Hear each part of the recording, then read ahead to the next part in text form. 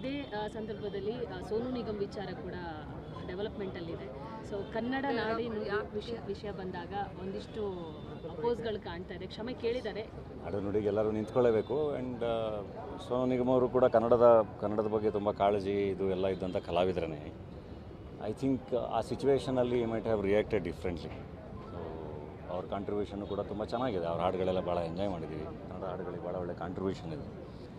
So mostly ಅವತ್ತಿನ ಸಿಚುವೇಷನಲ್ಲಿ mite ಅಂದರೆ ಅವ್ರ ರಿಯಾಕ್ಷನ್ ಮೋಸ್ಟ್ಲಿ ಬೇರೆ ಥರ ಕನ್ವೆ ಆಗಿರ್ಬೋದು ಅಥವಾ ರಾಂಗಾಗಿ ರಿಯಾಕ್ಟ್ ಮಾಡಿರ್ಬೋದು. ಬಟ್ ಕನ್ನಡ ಅಂತ ಬಂದಾಗ ನಾವೆಲ್ಲರೂ ಕನ್ನಡದ ಪರವಾಗಿಯೇ ಇರ್ತೀವಿ. ಕನ್ನಡವೇ ಸತ್ಯ, ಕನ್ನಡವೇ ನಿತ್ಯ. ಸೊ ಅದು ನಾವು ನಿಂತ್ಕೊಳ್ಳೇಬೇಕು ತುಂಬ ಸ್ಟ್ರಾಂಗಾಗಿ. ಕನ್ನಡದ ಪರವಾಗಿ ನಾವು ಯಾವಾಗಲೂ ಇದ್ದೇ ಇರ್ತೀವಿ. ಯಾಕಂದರೆ ಅದೇ ನಮಗನ್ನ, ಅದೇ ನಮ್ಮ ಜೀವ, ಅದೇ ನಮಗೆಲ್ಲನೂ ಕೊಟ್ಟಿರೋದು. I truly believe that in my previous birth I was a Kannadiga.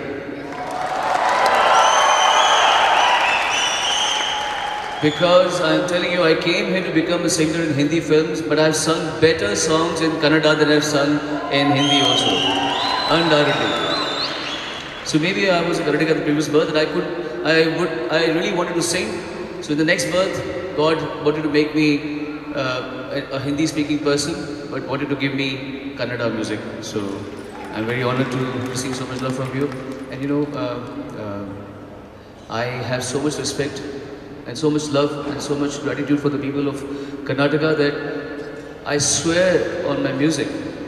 If whether I am in USA, whether I am in Singapore, whether I am in Dubai or anywhere in the world, wherever I am performing, even if there's one voice shouting from the way back there, Kannada! I make it a point to sing. ಅನಿಸುತ್ತಿದೆ ಯಾಕೋ ನೀನೇನೆ ನನ್ನ ಬಂದು ಮಾಯದ ಸಿಗುತ್ತಿ ಅನಿಸುತ್ತಿದೆ ಯಾಕೋ ಎಂದು ನೀನೇನೆ ನನ್ನ ಬಂದು ಮಾಯದ ಲೋಕದಿಂದ ನನಗಾಗಿ ಬಂದವಳೆಂದು ಆಹಾ ಎಂಥ ಮಧುರ ಯಾತನೆ.